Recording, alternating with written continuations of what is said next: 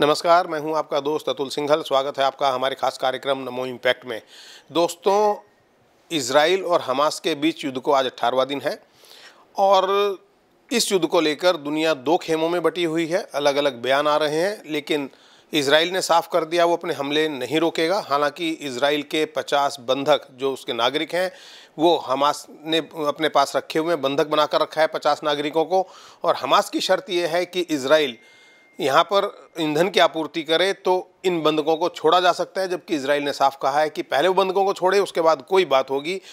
कुल मिलाकर इस युद्ध का अब क्या नतीजा निकलने वाला है और क्या इसका असर पूरी दुनिया पर पड़ेगा, जानते हैं डॉक्टर नंदकिशोर गर्ग से। मेरा मानना ये है कि ये युद्ध यूक्रेन और रूस का युद्ध चल रहा है अभी भी, परंतु वो क्योंकि बड़ी आग लग गई तो ध्यान इधर है। कल टीवी में बहुत दिन बाद देखा था कि युद्ध चल रहा है जी। इसमें भी अलग अलग फिगर हैं। आप 50 बता रहे हो, 222 224 नागरिक वो हैं। ये युद्ध की कोई भी मर्यादा, वैसे तो आजकल के युद्ध में मर्यादा ही नहीं है, सारी मर्यादाओं को तोड़ के कैसे छोटे छोटे बच्चों को उनका नाम लिख के कैसे मारा जा रहा है, कैसे मेरी बेटियों को किस ढंग से उनके साथ जुल्म किए जा रहे हैं, और दिखाकर ये राक्षसी प्रवृत्ति में कभी जब असुर होते होंगे, शायद वही होते होंगे असुर। आज जो कुछ हो रहा है कि ये करो तो ये हो, पर तो मुझे लगता है रियलाइजेशन मोदी जी के स्टैंड की पूरे विश्व में ये समझ आई कि इन्होंने बड़े पहले दिन जो कहा, और जब सहायता की ज़रूरत थी सहायता ही भेजी। क्योंकि ये डिस्टिंग्विश करना ज़रूरी था कि हमास इस्लाम नहीं है, हमास फिलीपींस नहीं है। यह बात विश्व को, चीन ने भी कल थोड़ा अपना रुख पलटा है, हाँ फिलिस्तीन, और कल चीन ने भी अपना रुख पलटा है। आखिर सबके सामने सब कुछ आजकल तो पर्दे पे आ रहा है। तो आज की तारीख में आप इस्लाम को इक्वेट करें हमास से या आईएसआई से या हिजबुल्लाह से, क्यों? ये इस्लाम में भी वो लोग हैं जो इस्लाम के अगेंस्ट हैं, इस्लाम की शिक्षाओं के अगेंस्ट, और अपने अपने देश में इन्होंने सब में आतंक किया हुआ है। हिजबुल्लाह क्या कर रहा है सीरिया लेबनान में, और ये हमास क्या कर रहा है?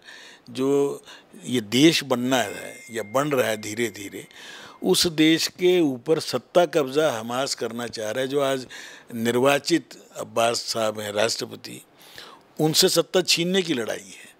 और इजराइल के अपने एग्जिस्टेंस का सवाल है। पूरे 200 देशों में एकमात्र देश है जो विश्व के सनातन के बाद सबसे पुराना धर्म है।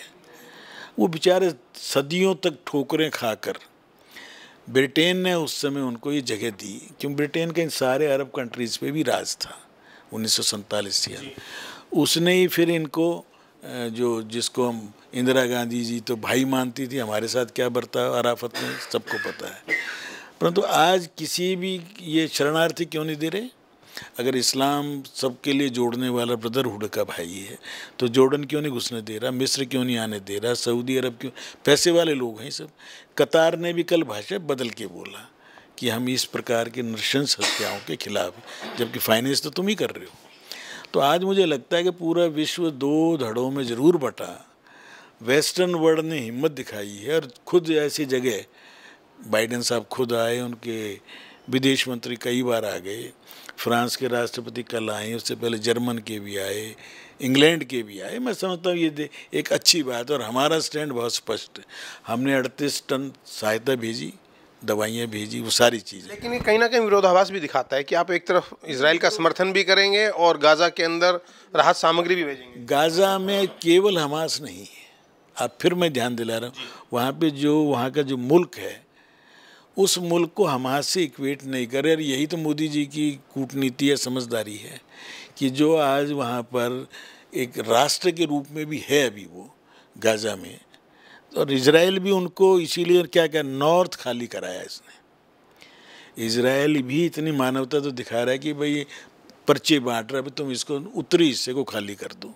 वो अलग बात है, उसकी मेरे ख्याल लॉन्ग टर्म स्ट्रेटजी ये हो कि गाजा पट्टी को भी 2 हिस्सों में बांट दें, एक में ये लोग रहें और एक में जो हमारे साथ रहना चाहें। वो ये तो नहीं कह रहा सब इस्लामी निकल जाओ, फौज में भी इस्लाम के मानने वाले इजराइल की तरफ से, इजराइल में भी काफ़ी सारे, वो लड़ भी नहीं, उनके तरफ से भी लड़ रहे हैं। वो केवल आतंकवाद, और वही भारत का स्टैंड है भाई, आतंकवाद किसी रूप में भी किसी भी देश में हैं हम उसका विरोध करते हैं, क्योंकि हम आतंकवाद के भुक्तभोगी। कल कश्मीर के अंदर, श्रीनगर के अंदर रावण दहन हो, जुलूस निकले राम का, कुछ सोच सकता था क्या 2-4-5 साल पहले? कल लद्दाख में तो सोच सकते थे, कल श्रीनगर में तीनों पुतले दहन हों। तो मैं तो बड़ा आश्चर्य रूप से बड़ा प्रसन्न था कि कुछ चीज़ें भगवान की आशीर्वाद से ये सरकार करने में समर्थ हो पा रही है। पाकिस्तान के अंदर क्या हाल आज, कानून व्यवस्था क्या है कि नवाब साहब आए हैं, शरीफ साहब, और कल सजाएं माफ़ कर दी, जिसके कारण निकाला क्यों था भाई? क्योंकि वह मिलिट्री शासन है। हमारी संस्कृति सर्वे भवन्तु सुखिना की है जी। हम पूरे विश्व को परिवार मानते हैं।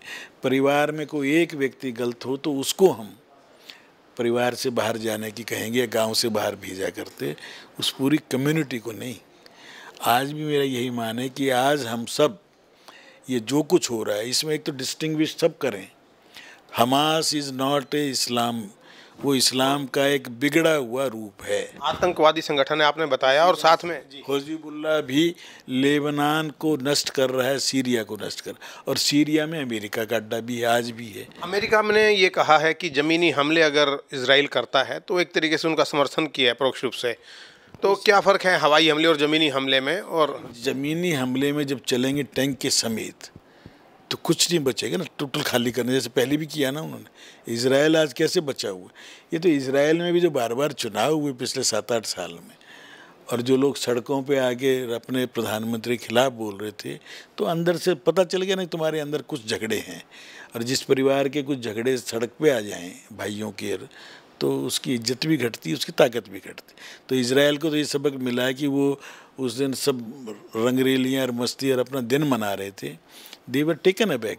नहीं, मोसाक जो उनका कितना मशहूर है, कहीं जाके बदला लेके आते रहे हैं, और वो उनकी जीवटता ही तो उनको जीवित रखे हुए हैं। अब क्या नियति देखते हैं आप इस युद्ध की? मुझे लगता है और ज़्यादा 1 हफ्ते का काम है, क्योंकि आखिर ये अब इस्लाम को भी समझ में आ गई, इस्लामिक कंट्रीज़ को, अरब को और कतार को, इनको, कि हमास ठीक नहीं है। तो हमास को समाप्त करने के लिए मैं तो समझता हूँ मुसलमानों को ही आगे आना चाहिए कि तुम हमें सबको बदनाम, 56 देशों में हम रहते हैं, हम 150-200 करोड़ हैं, तुम सबको हमें अनवांटेड बता दोगे तो कहीं हमें कोई इज्जत से रखेगा क्यों? जहाँ भी हम शरण लेने गए यूरोप में, सबने हमें शरण दी, और आज हम वहाँ पर अनवांटेड हो जाएंगे, हमें कोई बातचीत नहीं करेगा, हमसे कोई व्यापार नहीं करेगा, ये तो ठीक नहीं ना। तो इस्लाम के अंदर से ये ताकत निकलनी चाहिए, उसको एक ईरान को ये समझ आना चाहिए। सऊदी अरब समझदार है, किंग जॉर्डन के बहुत समझदार हैं, जिसकी ज़मीन पर सब कुछ हो रहा है, मैं उसकी हिम्मत मानता हूँ। और जो मोहम्मद साहब के डायरेक्ट डिसेंडेंट हैं वो जॉर्डन है, जिसने मोदी जी से गाड़ी खुद चला के लेके गया था, और मोदी जी जिस दिन इजराइल गए उस दिन जॉर्डन भी गए थे। तो ये नई नई चीज़ें हो रही हैं ना, ये भारत की कोई देवी शक्ति है जो भारत को इतनी ऊर्जा, इतनी क्षमता और इतनी सब कुछ दे रहा है कि आज सारे विश्व की, कल क्या डिक्लेयर हुआ है, 2030 तक तो तीसरा हो जाएगा। हम टारगेट लेके चल रहे थे 2047, कितनी जल्दी जल्दी प्रीपोन हो रही हैं। खेलों के अंदर 40-40 गोल्ड मेडल, कल वो पैरा उसमें भी आ गए। जब देश बढ़ता है तो हर चीज़ में बढ़ता है। और मुझे लग रहा था 4-5 दिन पहले वो यान गड़बड़ हो रहा था अंतरिक्ष वाला, एक बार शायद 2-4-5 मिनट में उस जब भी ठीक हो गया। तो इस समय देश के लोग अनुकूल रहें, समझदार रहें, देश के लिए जिएं, और सनातन को गाली देने वाले लोग, देश को तोड़ने वाले लोगों से मेरे 140 करोड़ लोग सावधान रहेंगे तो 600 या 800 करोड़ का पूरा विश्व भारत की तरफ देख रहा है, अच्छी नज़रों से देख रहा है, उम्मीद से देख रहा है, और वो उम्मीदें हम पूरी कर पाएँ, वो इस युद्ध से मुझे लगता है हम सिद्ध कर देंगे। बहुत बहुत धन्यवाद डॉक्टर साहब। और यही बात जो है माननीय मोहन भागवत जी ने विजयदशमी के पर्व पर कही है कि सनातन का विरोध करने वालों से सावधान रहें। और एक जो बात अभी निकल कर आई डॉक्टर नंदकिशोर से बातचीत के दौरान, उन्होंने कहा कि ये इस्लामिक जो देश हैं उनको समझ में आने लगा है कि किस प्रकार से हमास एक आतंकवादी संगठन है, और विश्व में शांति के लिए ज़रूरी है कि ऐसे संगठनों को साइड लाइन किया जाए, उनको हराया जाए। और ये जो युद्ध है ऐसा लगता है कि अगले 1 हफ्ते में समाप्त हो जाएगा। देखते हैं कि इसका क्या नतीजा निकलेगा। फिलहाल इस कार्यक्रम में इतना ही। नमस्कार।